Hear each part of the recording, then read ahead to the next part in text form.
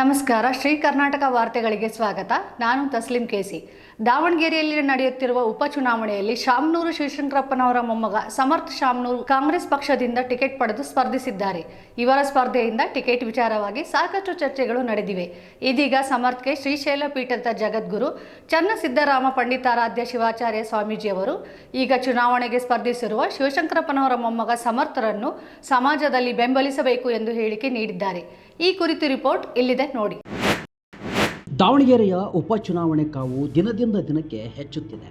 ಒಂದು ಕಡೆ Congress versus BJP ನೇರ ಹಣಾಹಣಿ ಅಂದ್ಕೊಂಡ್ರೆ, ಕಾಂಗ್ರೆಸ್ನಲ್ಲಿ ತಮ್ಮದೇ ಪಕ್ಷದಲ್ಲಿ ಟಿಕೆಟ್ ವಿಚಾರವಾಗಿ ನಾನೊಂದು ತೀರ ನೀನೊಂದು ತೀರ ಅನ್ನೋ ಥರದ ವಾತಾವರಣ ಸೃಷ್ಟಿಯಾಗಿದೆ.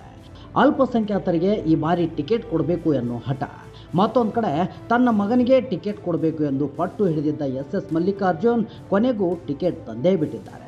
ಇದರಿಂದ ಅಸಮಾಧಾನಗೊಂಡ ಅಲ್ಪಸಂಖ್ಯಾತರು ತಾವೇ ನಿರ್ಧರಿಸಿ ಸಾದಿಕ್ ಪೈಲ್ವಾನ್ರನ್ನು ಪಕ್ಷೇತರ ಅಭ್ಯರ್ಥಿಯನ್ನಾಗಿ ಕಣಕ್ಕಿಳಿಸಿದ್ರು.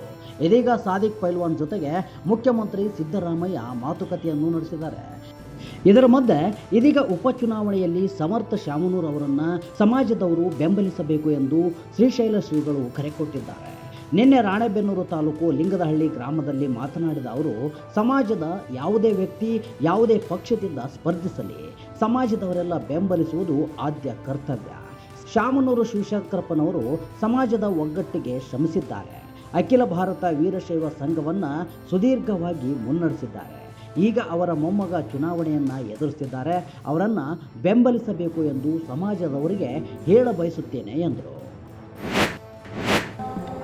ಸಮಾಜದ ಯಾರೇ ವ್ಯಕ್ತಿಗಳು ಒಳ್ಳೆಯವರು ಯಾವುದೇ ಪಕ್ಷದಿಂದ ನಿಂತರೂ ಕೂಡ ಸಮಾಜದ ವ್ಯಕ್ತಿಗಳಿಗೆ ಬೆಂಬಲವನ್ನು ಸೂಚಿಸುವಂತಹದ್ದು ಧರ್ಮದ ಮುಖಂಡರೆಲ್ಲರ ಆದ್ಯ ಕರ್ತವ್ಯ.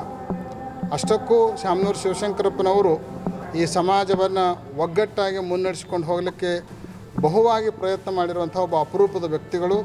ಅಖಿಲ ಭಾರತ ವೀರಶೈವ ಲಿಂಗಾಯತ ಮಹಾಸಭೆಯನ್ನು ಸುದೀರ್ಘ ಕಾಲದವರೆಗೆ ಮುನ್ನಡೆಸಿ ಅನುಭವವನ್ನು ಹೊಂದಿರುವಂಥ ಒಂದು ಶ್ರೇಷ್ಠ ಮನೆತನದ ಕಿರಿಯ ಜೀವ ಇವತ್ತು ಅವರ ಮೊಮ್ಮಗ ಒಂದು ಚುನಾವಣೆಯನ್ನು ಎದುರಿಸ್ತಾ ಇದ್ದಾರೆ ಅಂದರೆ ಈ ಸಂದರ್ಭದಲ್ಲಿ ಅವರಿಗೆ ಸಮಾಜ ಬೆಂಬಲವನ್ನು ಕೊಡಬೇಕು ಅಂತ ನಾವು ಹೇಳಲಿಕ್ಕೆ ಬಯಸ್ತೀವಿ. ಶಾಮನೂರು ಶಿವಶಂಕರಪ್ಪನವರ ಸ್ಥಾನವನ್ನು ಸಮರ್ಥವರು ತುಂಬುತ್ತಾರೆ, ಯಾಕಂದರೆ ವಯಸ್ಸಲ್ಲಿ ಭಾಳಷ್ಟು ಚಿಕ್ಕವರಿದ್ದಾರೆ, ಇನ್ನೂ ವಯಸ್ಸಲ್ಲಿ ಚಿಕ್ಕವರಿದ್ದಾರೆ, ಅನುಭವ ಸಾಲದು. ಅವರ ತಂದೆಯವರ ಮಾರ್ಗದರ್ಶನ ಅವರಿಗೆ ಸಿಗ್ತಾ ಇದೆ. ಪಳಗಿದಾಗಲೇ ಕ್ರಮೇಣ ಅವರಿಗೆ ಅನುಭವ ಬರೋದು.